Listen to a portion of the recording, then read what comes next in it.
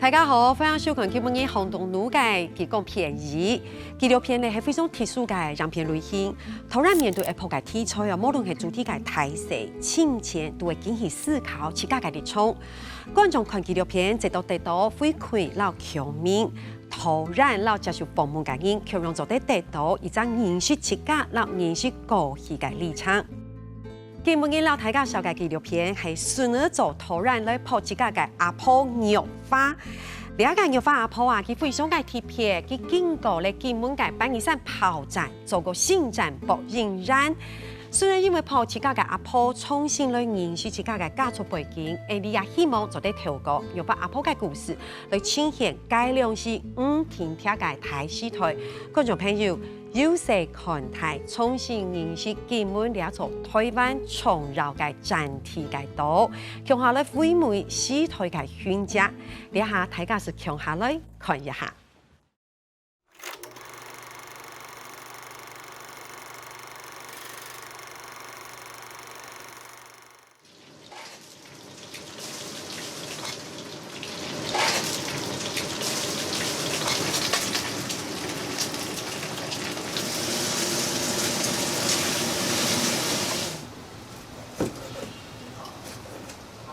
鸭血堡啊，所以你要拿2个大锅来，我们来弄。我慢慢弄，我的先倒这个米粉解决了嘛。不是，先把米粉倒进去，再倒它。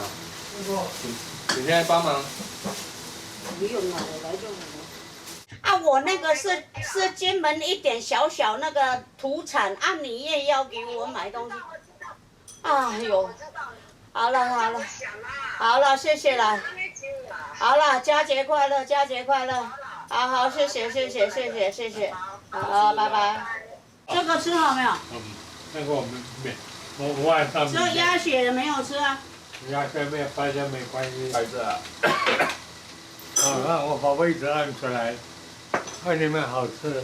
那个这边消防队的车通出动了。很大方，那么他对我哪个不大方？每一次生日这么一大锅煮来土鸡，还是杀土鸡。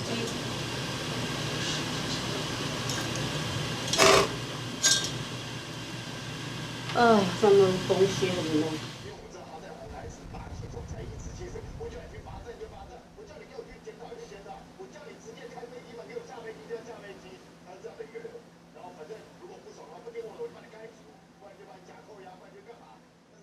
这是我的阿嬷，她来自金门。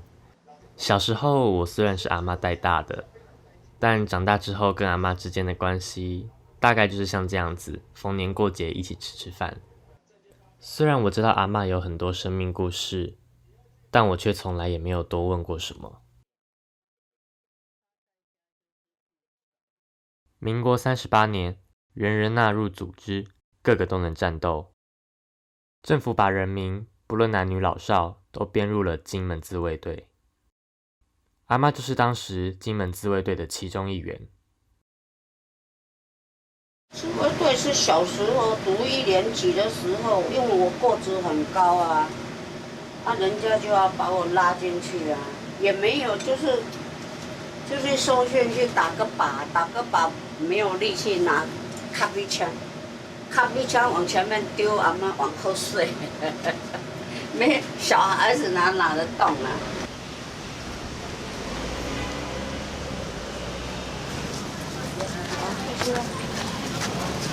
敢触电、动员急救，保护老命。我爱国是真的。妈妈，你讲一下你为什么那么爱国？从小就爱国。为什么？蒋经国叫我一定小孩子爱国爱家，有国才有家。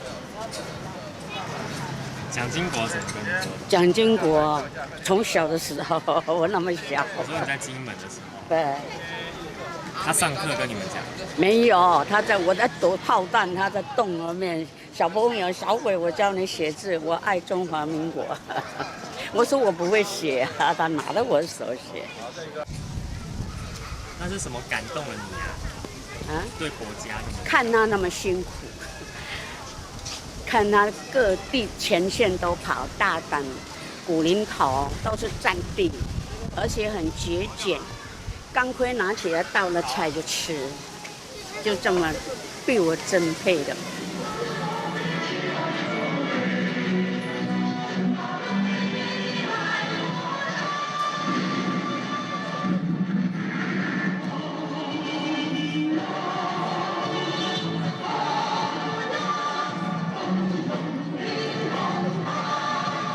所以823的精神就是坚持中华民国，823的精神就是坚持民主自由，823的精神不会因为我们的年纪老而流失。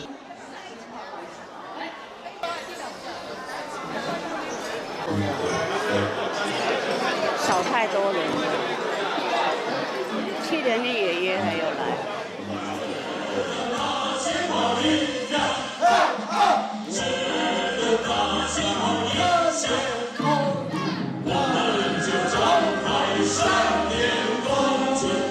823炮战时，阿嬷随着家人来到台湾。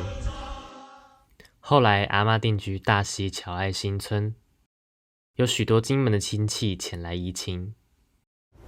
小时候家里来去这么多人，就已经习以为常了。从金门来，没有地方住啊，就投靠我们啊，这样子。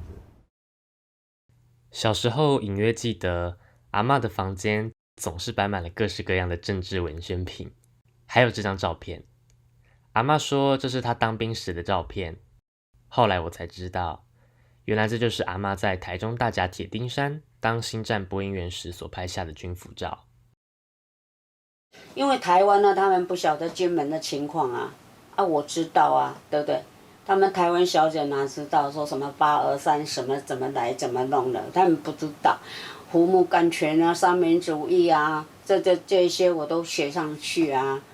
蒋经国怎样怎样，怎么刻苦耐劳，怎么亲也爱民呢？就这样写下去，又搞到第1名了，吓我一跳哎！阿嬷考入播音员后，被调回金门受训1年，之后才回到台湾台中的部队。当播音员说快乐也是很快乐啦，说每天都要躲到房间里。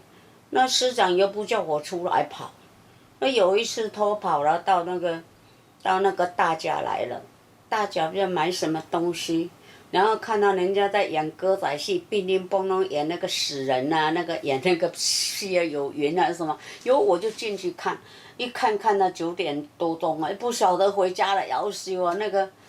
那个部队的在找陈奕华不在耶，真的陈奕华不在耶，到哪里去了？糟糕了！那个又是山上嘛，然后他们就喇叭一吹呀，通通起床，都通通走下来找。那我已经回到半路了。他说：“你看，那个就是陈奕华。”哎呦，他说：“你让我们早死了，觉也不能睡。”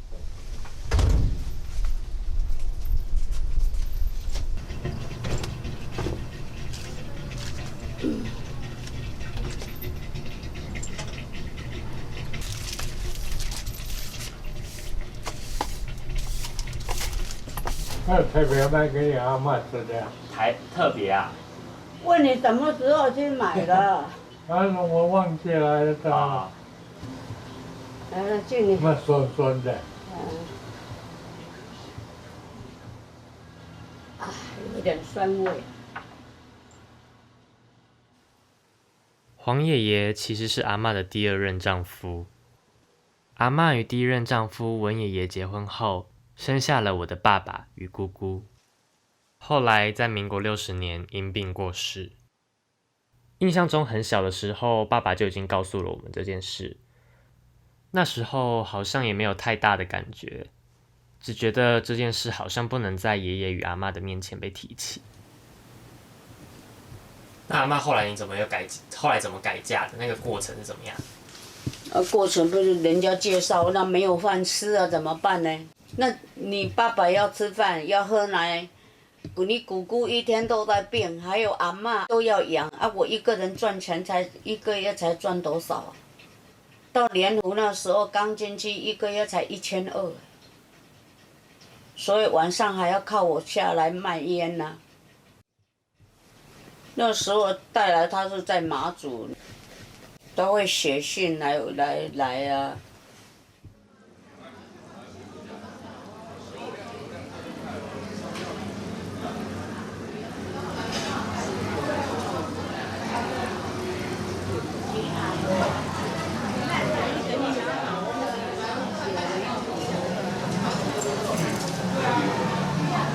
这个不是我写的。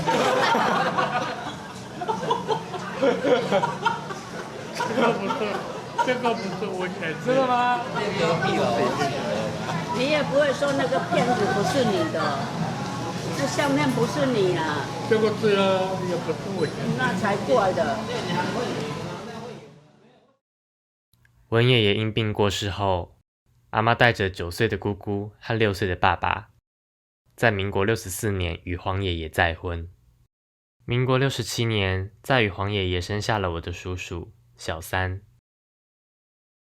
这一天，我向爸爸问起，他是什么时候才知道自己不是黄爷爷的亲生儿子的？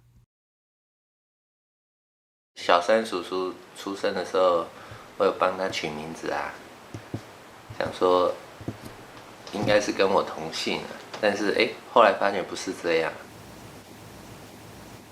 然后再加上后来陈叔叔就带我去祭拜我的生父的时候，我就比较更清楚了。过世的陈叔叔也是金门人，虽然他比阿嬷早来到台湾，但他终身未娶，也一同住在阿嬷乔爱新村的家中。但在爸爸的成长过程中，不论阿嬷、陈叔叔，都从没有人开口向爸爸提起过文爷爷。从小到大，对我的亲生爷爷文爷爷的唯一印象，就是这本抚恤令而已，甚至连一张照片都没有看过。60年就发现去医院住没有多久啊，就鼻癌啊，然后就没有办法啦。我每一天都到了，没有一天不到了，最晚的是9点钟。照顾就是打点滴啊，有点不对叫医生啊，3餐去他们福利社有炖排骨汤啊、鱼汤啊，就要这样子照顾他。中午吃好，晚上吃好，我才回来。因为家里只有阿嬷，还有2个小孩子那么小，阿嬷一个人没办法啊。然后回来以后，天亮又要准备出发了，就这样子。没有那个福气，要生2个花了，他也死掉了。已经都入围了，升中校啊。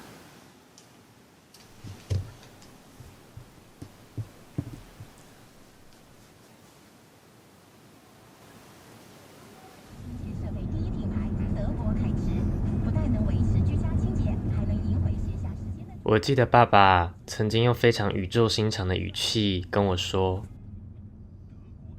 我只记得从小到大，我妈从来没有跟我提过要去扫我生父的墓。小时候是我陈叔叔带着我去嘛，那长大以后我就开车载着你们去啊，很理所当然啊。那你都没有想过怎么阿嬷都没去？那我当然是觉得说她都在家要陪老公啊，那我带着她去不是很奇怪吗？也是不太方便吧。原来从民国60年文爷爷过世以后，至今将近50年，阿嬷从来没有去过文爷爷的坟墓。我想去，我当然想去，想去拜一拜，我怎么去啊？我也不知道地方啊。爸爸以为你不敢去。我为什么不敢去？因为他说，因为爷爷。那有什么？他们要去就这样，你们还想他们就这样去拜啦，也没有跟我讲什么时候去拜呀。那我清明节我就要在家煮菜拜他们啊，拜阿嬷，拜陈叔叔啊，拜的祖先啊。那我有一个人在家煮啊。所以阿嬷你到现在都还没有去拜过？没有，半路就杀掉了，就没有了啊，都没有去到了，连他在放什么哪里我都不知道啊。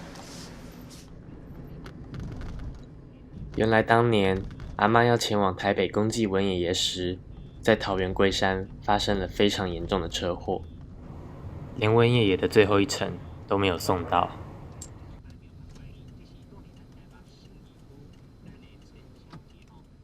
先前要载我们的邻居去公祭啊，去公祭谁？公祭文医师啊。文医师是谁？是你阿公啊。他就上车啊。那时候有多少人上车？一大卡车啊，就整个邻居都去了啊。你现在大概有记得有谁有去的吗？两边差不多一边就10个吧，有20几个吧。从后面就大卡车前面不是往台北吗？啊，他就从后面来给我们撞下去嘛，就撞了就一直翻换到沟去啊，现在换到下山去了，啊就送到医院去啊，我们也不知道啦。啊死了就拿去埋啊，那个三阿姨的老公啊，就送到殡仪馆，就去埋掉了。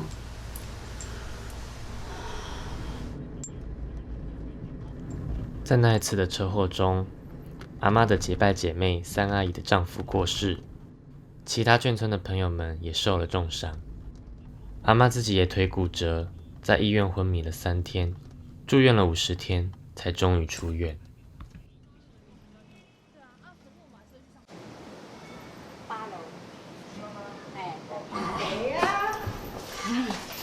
谁呀？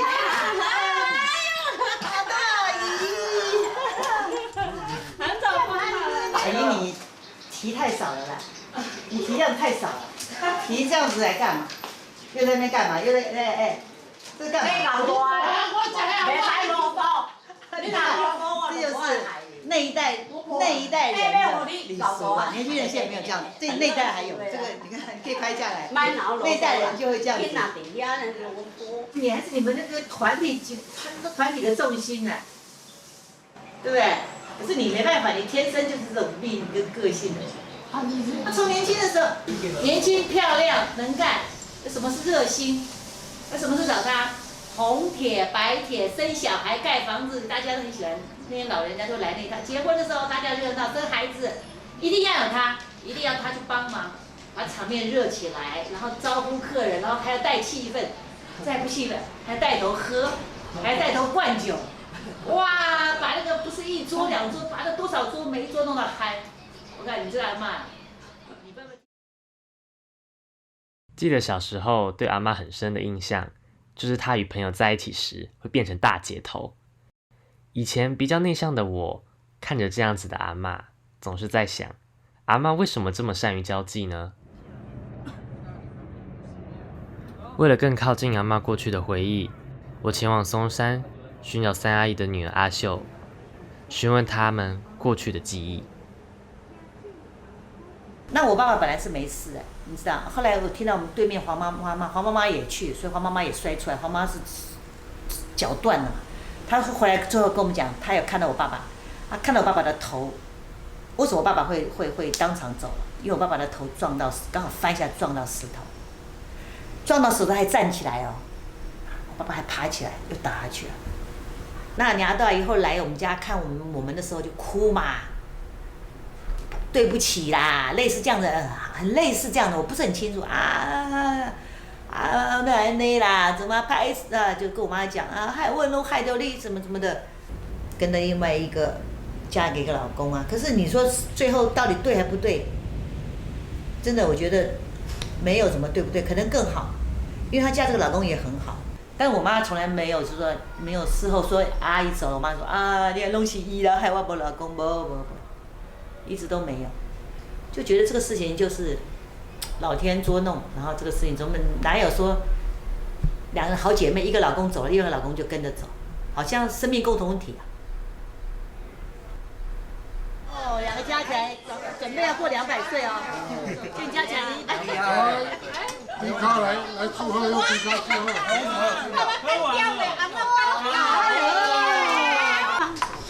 一起到一样平均啊，把它干掉，你要拿瓶回家？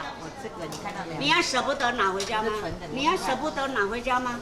喂你一口，来，喂你一口，你敢不吃啦？我不行啊，回家再吃没关系。哎，这家很有名的嘞。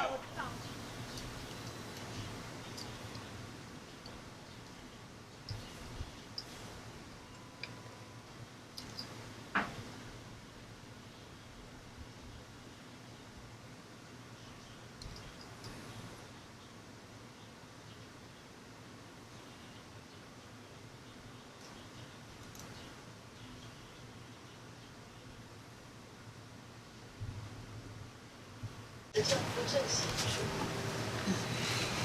那个在情报局工作的家伙，你一定在心里嘲笑我吧？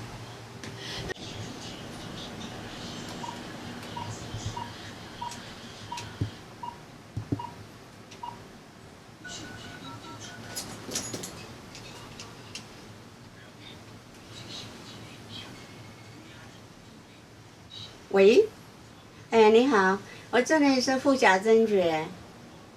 啊，对对，好，谢谢。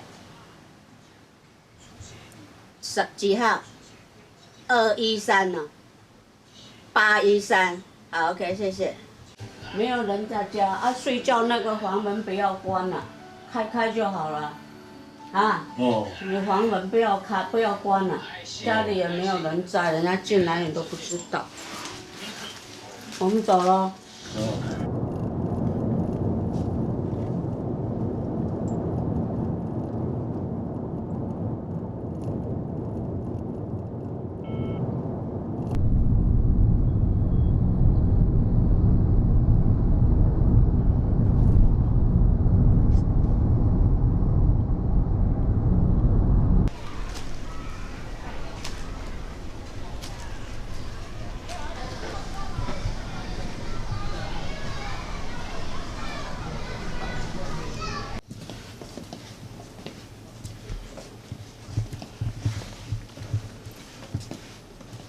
小心后面。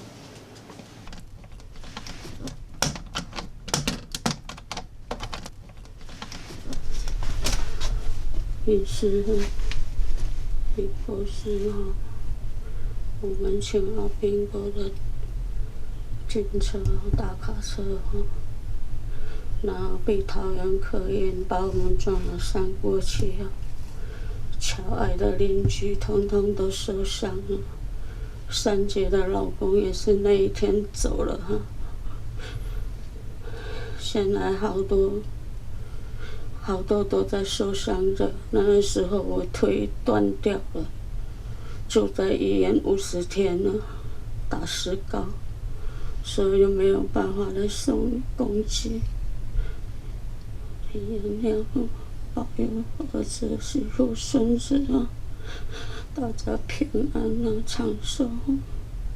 我2个姐姐也走了，我女儿也走了。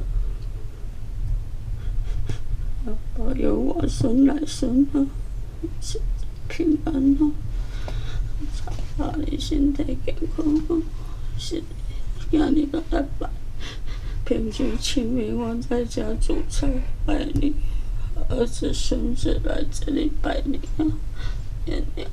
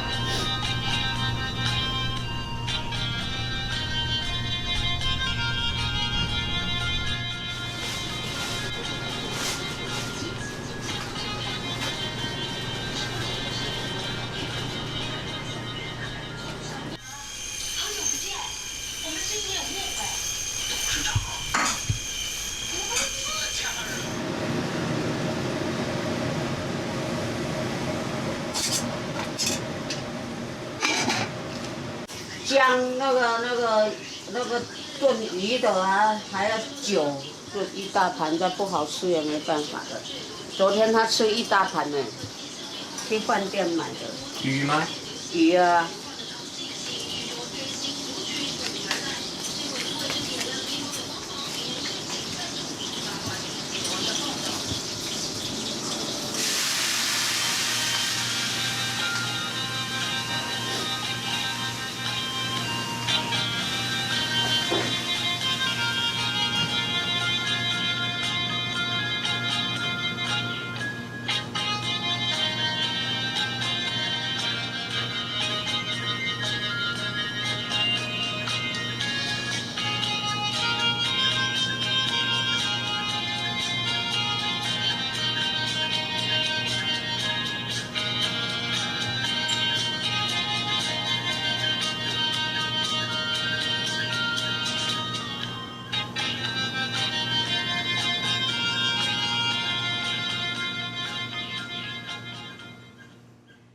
这是今日嘅纪录片《肉花》，大家咧分享，你今日嘅裏邊是陶然温央庭陶然分享。大家好，我是文彦廷玉华导演，今天很高兴可以来到这里为大家分享我的作品。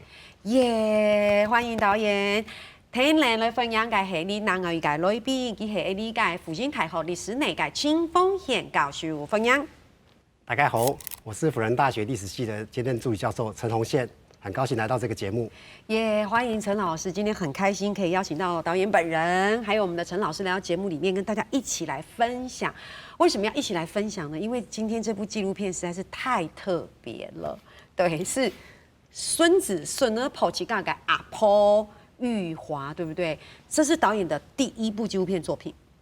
对。然后一般来说，我们在拍纪录片的时候，其实这是一个很奇幻的旅程，因为你不会知道你下一刻会遇到什么事情。有时候我们会觉得说拍家人好了，先从家人着手，也有可能比较简单，但不一定。所以你是先选择了阿婆，为什么？因为像我小时候会很常要去我阿嬷家嘛，然后就会看到阿嬷房间挂了很多她之前当兵的时候的照片，然后我本身又很喜欢一些老东西，就是很喜欢研究它们，所以当初这部片其实一开始是设定是要拍战后女兵回忆录，一开始设定的很磅礴这样子，但是后来在透过访问阿嬷的过程之中，才慢慢的就是挖掘出了一些她之前的生命故事，还有一些家族以前不愿意谈的事情，所以就渐渐变成是纪录片是在描述阿嬷的生命故事这样子。对，就变成都该写阿婆的故事。可是这个牛爸阿婆真的很特别，因为其实从刚刚片中就知道阿婆的生命故事其实非常的精彩。更重要的事情是，他在那个大时代底下经历了很多我们很难想象的事情。就像你在访问的过程当中，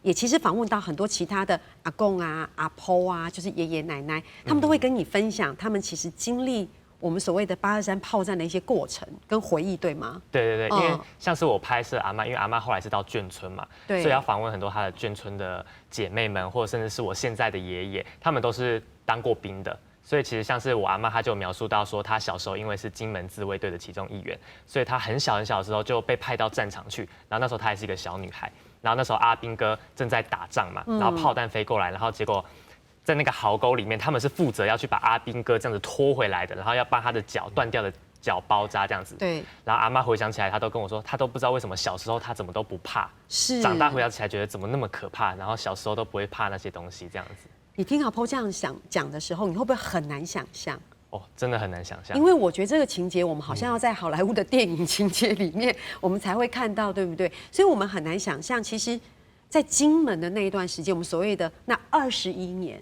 所以我们的那21年，有一群人在那里经历了一个这样的一个生活。老师是不是可以帮我们分享一下那个21年？我们从来没有想象过战争会发生在我们周边。可是在1958年，就是民国47年的时候，当天就是8月23号的傍晚，中共对金门发动了炮击。那短短的3个月里面那个炮击就高达了57万发的这样的一个落弹量。你要想想，金门才153平方公里这么小的地方那再从1958年的823炮战开始，一直到1978年12月大概21年的时间那整个落弹量高达97万发那小小金门承受这么大的一个战争的威胁，你可以想见金门的民众他们要背负这么大的压力，还有他们从这个战争开始以后他们就必须要比台湾的老百姓要付出更大的代价，还有更多的责任来捍卫台湾的安全。对，我想有很多观众朋友有可能去过金门，我去过金门一摆，我真的觉得去到那里那个。真的我很难想象，我常常看到他们的那些现在有可能是空的房子，甚至还有人是居住的，那个墙壁，你知道满满的弹痕，就像刚刚老师说的，你知道那个弹痕跟弹痕之间的距离可能只有这样，整扇墙都是，你就可以想象那是一个怎么样的一个生活。不过就像老师刚刚讲的，这21年的这个过程跟这样的一个历史，其实。在金门有一个非常历史悠久的我们所谓的民防队，对，在那个时候其实他扮演着非常重要的角色。其实战争就生跟死的一瞬间嘛。对。那金门民防队在823炮战发生之后，他担负了一个很重要的责任，就是后勤的一个清运的任务。因为当时国军的物资要从台湾运到这个金门尤其在廖湾那个地方来卸载相关的物资。那卸载的时候完全是在一个没有防御的状态之下。那这些民防队员徒手来搬运那些物资，那长时间的暴露在战争的威胁之下，会造成非常重大的死伤那其实这一点也是金门人最伤痛的一个时刻。对，你看到老师会讲到民防队，而且造成很大的死伤。可是其实我们刚刚其实应该要提到的是，其实那是因为金门这个地理位置非常的特殊，所以因为它的地理位置非常特殊，所以其实它有一定的政治角力在里面。是真的是这样子那1958年那时候中东情势有一些变化这个变化让中共有了一个可乘之机他想要测试美国到底对台湾的一个协防的一个决心我们知道在1954年的时候，就是民国43年台湾中华民国跟这个美国签订了所谓中美共同防御条约，但是这个防御条约它的一个范围只有限定在台湾跟澎湖。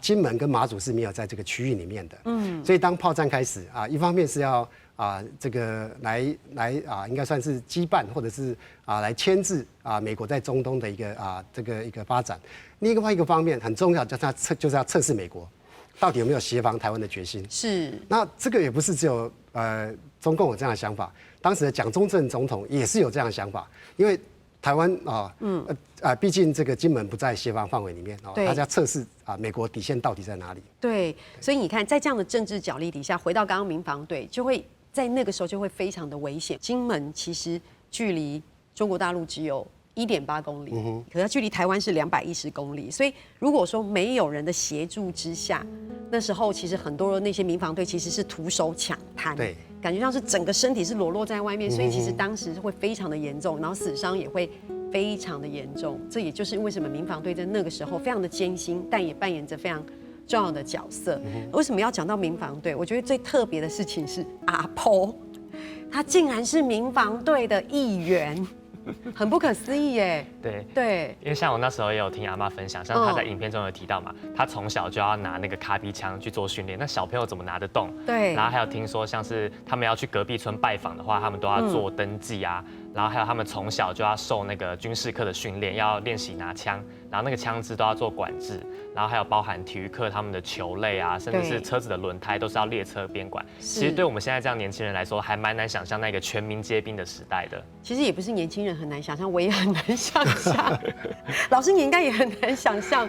对啊，那823炮战发生的时候，我也还没有出生对。我们讲起来会觉得好像是一件很遥远的事情，可是你听阿婆又讲，那是阿婆亲自经历的，然后他是你的阿婆，是我们亲人发生的事情，而且阿婆加入民防队，阿婆在片中有讲，他说因为我身高很高啦，是这样吗？我身高很高，所以我就被派去民防队的，可能是幼师队吧，老师那时候，这个在1950年代初期其实金门就有所谓的战地政务那是一个以军管的方式来管理金门这个地方那金门的老百姓除非是很年迈的这些长者不然无论年纪的无论男女都要加入所谓民防队。那从小朋友大概是12岁开始就要加入所谓的儿童队，那又称为叫幼师队那大概他做一些简单的任务嘛，就做一些这个村落的守望然后发生可疑的人物啊、事件啊，就赶快通报给长者哈，或者给大人知道哈，然后做一些预防措施。那再大一点的这些妇女们大概17岁，大家就编成妇女队。那妇女队因为妇女的特质嘛哈，所以她大概就担任医护的工作。不过也不要小看这些妇女哈，那金门女兵是很强悍的对，那如果说你到了当兵的年纪那就编入到所谓的这个机动队就是对这个民防队的主力他们做的事情就更多了那当然这个民防队的任务这么多也在这个长期的战之下，他们也付出了很多的代价这是他们非常伟大的地方。对，所以民防队其实好像从很小12岁到55岁，你都会加入民防队，就像导演的阿婆那时候国小就10几岁而已，所以他就先加入了可能是幼师队，然后你就想想看，这么小的孩子，他可能也没想这么多，然后他看到有没有可疑人物，然后我要赶快去通报，因为我们必须守望嘛。对，所以在那个时候，就像老师讲的，其实他们都只是老百姓，他们不是军人，可是记得受到的是军应该训练，军人的训练，甚至是军人的规范。他们不一定有军人的福利对不对？这个对军人的民众来讲是一个非常大的，我想，对他们非常大的一个抱歉因为当时国家财政非常困难，所以他们不是一个正规部队，所以政府当然没有办法编预算给付相关的薪饷，那有相关的补给也没有办法给予那甚至他们连身上穿的那套军服都要自己花钱去买所以他们又被戏谑，他们自己戏谑说他们是805部队，因为当时一套军服就是要80元5角就是80.5元，那当时的一钱的金子也不过才100多块所以说他们要负担很重，尤其他们又大部分的时间都在做训练也荒废他们农作的时间对，所以他们付出很大的代价。所以你会发现，其实那时候1钱黄金可能100多块，可是你几乎要拿1钱的黄金去买一套军服，然后你还要自己掏腰包。刚刚导演有讲，阿嬷跟你分享，对不对？他们那时候还要宵禁，对不对？军管，然后去拜访朋友，还要身份的登记，而且不只是这样，其实那个时候如果需要物资的话，或是需要土地，也是一样征用老百姓的需求。军管时期就是战地政务时期，就是所谓的戒严嘛那军人老百姓当然就丧失了宪法上基本上保障的权利啦，所以不论他们今天晚上要买个宵夜，出去也要通行证或者要口令不然你寸步难行那不仅如此比如说军方以国防安全的理由，然后对你的土地进行征收，防止进行征用，你也不能拒绝所以他们的确是付出了相当大的一个牺牲对，其实不只是这样，因为我们刚刚好像聊到民防队大家可以扮演的角色，我觉得我们讲起来好像在讲一段别人的历史，我们就是这样好像很轻松的说，可是可以想象在那里的每一个人其实每天都过得很紧张，对，是很艰辛的过程。其实还要再跟大家分享的事情是在片中导演有提到，阿嬷是星战播音员是吗？对对对。你当时听到阿嬷说她是星战播音员的时候，你有没有觉得那个是什么？我因为其实蛮小的时候，可能我就有大概听爸爸妈妈讲过说星战播音的一些事情。对，那其实我原本在片子里面是蛮想要请阿嬷就再帮我重新口述一段他当初星战播音员可能要播送什么样的东西。可是很可惜的是，因为在搬家的时候，阿嬷有一些他以前的资料、当兵的资料都已经遗失了，所以就没有办法把它展现在片子里面。但我有问阿嬷说，像是可能他们都要播放一些可能歌曲给军官听，然后也要播送一些三民主义的一些内容这样子。对。星战播音员那个时候也是很重要的角色，老师。对，那是反攻大陆的一部分因为透过星战喊话可以软化对方对我们的敌意，或者说软化他们战斗的意志那我们知道星战喊话在金门大概有2个地方，一个是在古宁头一个在马山那个地方。那各位如果说要到金门去玩，其实马山观测站是一个非常好的这个旅游的地点，它在金门的位置，它在金门的这个东北角那个地方，那距离大陆最近的岛屿大概1.8公里那天气好的时候，甚至可以看到对方对岸的这个聚落就渔村的一个活动的情况。那马山的观测站旁边就是马山播音站因为距离的关系。那马山播音站这个喊话站它的这个这个设施大概有48个巨型的这个音箱可以传送这个波音的这个功率那传播的距离可以多远呢？可以到达25公里甚至比加农炮的射程还要更远。这个喊话在当时的确有一定的效果，尤其当时这个两岸最重要的这个歌手邓丽君他曾经到这个地方进行广播那他这个那么甜美的歌声，温暖的这个广播的内容的确帮我们当时的星战加了一个很大的分真的，我觉得如果我去当星战播音员的话，应该效果不大。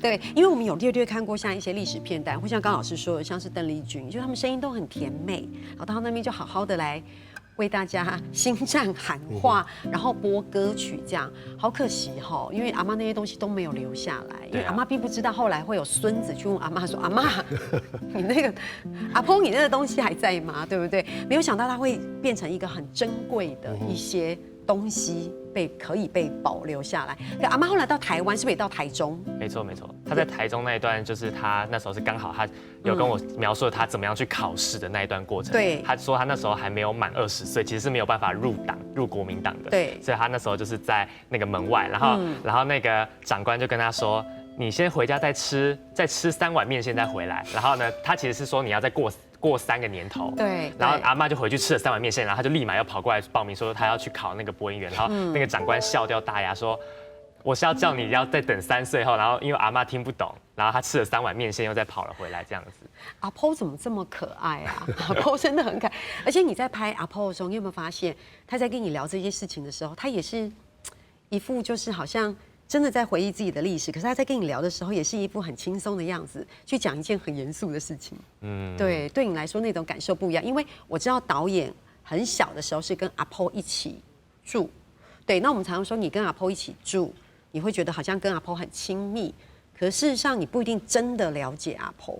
你也是因为拍了这个纪录片，重新认识阿婆，对吗？对，因为其实我从小虽然是阿嬷带大，但是我长大之后跟阿嬷就比较少联络。直到因为要拍摄这部纪录片的关系，所以我每个礼拜都会很长时间待在阿嬷家，然后跟阿嬷聊天然后访问一些她过去的一些生命的历程，还有一些过往之类的。然后在这个过程之中，也才渐渐的访问的越来越深，然后才发现原来阿嬷其实她不只是我的阿嬷而已，她也曾经是一名军人，然后她也曾经是一名单亲妈妈，然后她也曾经是蒋经国她握着手写字的那个小女孩。对，那你重新再看阿嬷，就重新再看你的阿婆，应该不一样，对不对？真的很不一样，会觉得她真的是一个很有梦的女性。有梦的女性，我觉得因为这样跟阿婆变得很亲近，对，而且在片中看到阿婆很特别，我发现她人缘很好。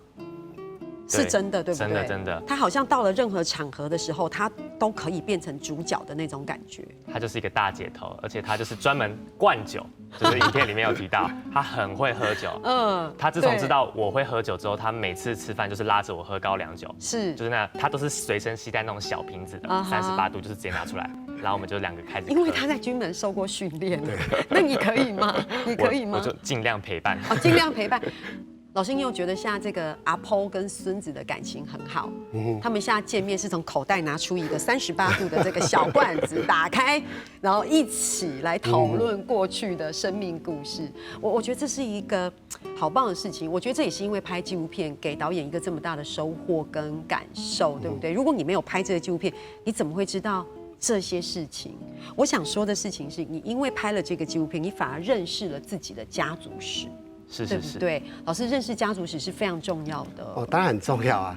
家族史现在制作方式可能就跟导演一样就用纪录片的方式。对。那也有人用口述历史的方式那或者说就编写族谱，都是可以进入家族史的世界我们知道，我们这个社会当然最基本就单位就是人嘛然后再来就是家族嘛。那人跟家族之间的互动也形成了这个整个社会的互动。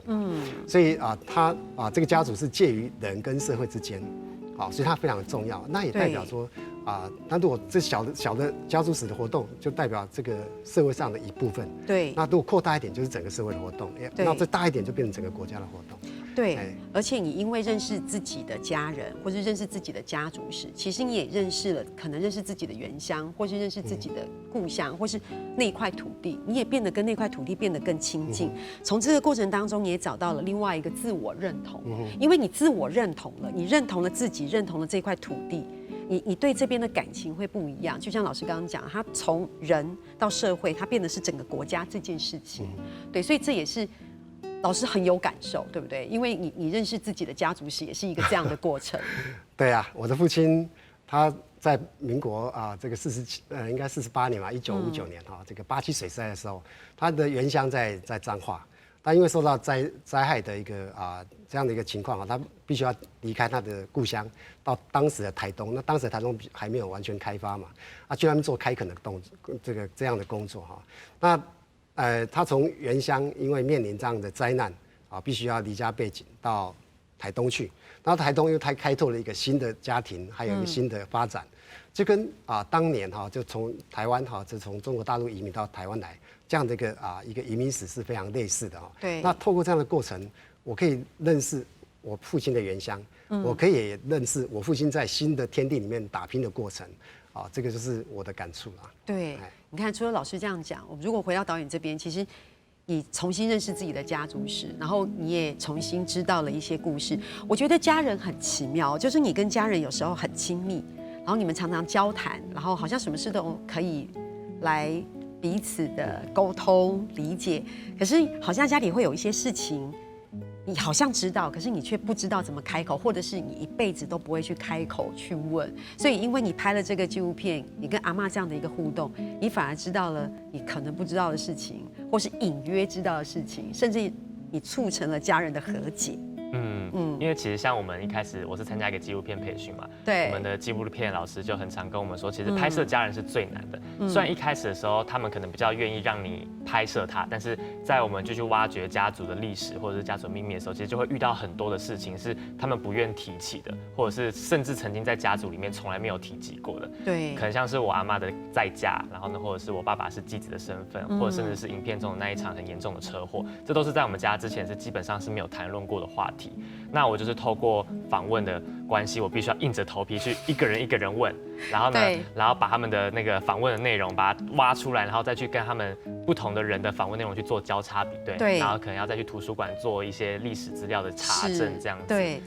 因为很像在查案，有没有？你要做交叉比对，然后才确定说，阿嬷你讲的是这样，阿姨你讲的是这样，叔叔你讲的是这样，我要来确定，然后把这个脉络整理起来，说，原来是这个样子。可是其实没有不好，对，因为家人反而面对了这件事情。对，所以现在再去讨论这件事情就没有那么难了，对吗？对，像是因为我们可能就是有时候，因为我爸爸也会知道我问了他这件事情，阿嬷也知道我问这件事情。他们有一次在吃饭的场合的时候，就我爸就突然说，你之前都没有跟我讲那件车祸的事情啊，然后阿嬷说我怎么会没有说？但他们两个就是突然就是开始讲起了他们以前从来没有谈论的事情了。他们其实真的都没有说，对，但他们都放在心里。对，我觉得这就达成了一种和解。对，所以你去访问的时候，其实也蛮紧张的哈。你需要做很多心理准备吗？对，要吼。像我那时候去访问我阿嬷的眷村姐妹，可以说是闺蜜，算闺蜜吧。对，结拜姐妹。对。然后在那个邀约访问之前，因为我实在太紧张了，就是我觉得可能是我们的家族间接的造成了这场车祸，所以我在邀约访问之前，就是跟我们纪录片老师刚好是在喝酒，然后一聊之下，然后我就鼓起勇气就打电话邀约访问，然后结果没有想到去了这趟访问之后，发现其实不论是三阿姨或者是三阿姨的女儿，她们其实内心从来都没有怨过我阿嬷。对，我就觉得这真的是她们姐妹之间的那种无私的爱。对，因为你真的不知道，你不知道这些事情的时候，你心里会有很多的揣测，他会不会怪我或是什么？你看解开之后，其实事情就变得简单了，对不对？不过我们今天得到一件事情，就这孙子的酒量应该是很好，对，有遗传阿嬷，对不对？因为他刚刚说，而且你是喝酒壮胆去访问，我觉得这是一件很棒的事情。我们在片中可以看到阿嬷很多照片，阿嬷长得好漂亮哦。对不对？你看老师也是一直点头说阿嬷好漂亮，对不对？孙子我觉得你有遗传到阿嬷，所以孙子长得很帅，但也有遗传到阿嬷酒量很好。没有，我觉得这是一件很棒的事情。所以其实一直走到今天，我觉得今天欢迎导演来到这边跟大家来分享，我觉得导演的收获一定很大。对，因为像是我以前可能就是在当学生的过程之中，有时候常常就是会怀疑人生，就是觉得说生活到底是一件什么样的事情。对。直到我接触拍摄纪录片，因为我们可能就是要深入别人的生活，然后跟着他们的劳动一阵子这样子。然后我之前就有访问到一个一个受访者，然后他的身世就是还蛮辛苦的，然后但是他也是一样很努力的持续的在劳动，就让我觉得以前自己对于生命的疑惑都是无病呻吟，但是也让我多了一种对生活或者是说人生有一种新的一种审视的态度，我觉得是让我很感动的地方。对我觉得就是因为你接触的东西多了，接触的人多了，那你看事情的感受也不一样了。老师呢？老师你看这部片应该也收获很多哦，收获很大。其实每个家里都有秘密嘛。对对啊，他很勇敢，将这个秘密摊在阳光底下，那大家都受到阳光的照射啊，就开始变得温暖啊，而不在于说大家躲在阴暗里的角落里面去讨论，到底发生什么事情，所以这是一个很棒的纪录片啊，我真的很佩服导演。是，我想所有看列出纪录片，有花嘅观众朋友听出，然后大家强让学习动作、手舞啊动态，你要希望讲介绍安样嘅纪录片，本大家去重新认识、重新去理解，你了解只台戏台嘅关系，因为始终当种当然，不过其实佢系当亲爱。市场係佢講便宜啲，佢心意講嘅，你希望用翻啲紀錄片做啲發揮佢講便宜嘅影響力，嚟呈現嗰兩是珍貴嘅歷史嘅容貌。希望大家會中意今嘅紀錄片咯。感謝你嘅投入呢度啲片，感謝欣賞呢度啲片，然後大家的分享，謝謝。如果有更好的片子，希望可以再一次到這邊來跟大家分享。謝謝。謝謝。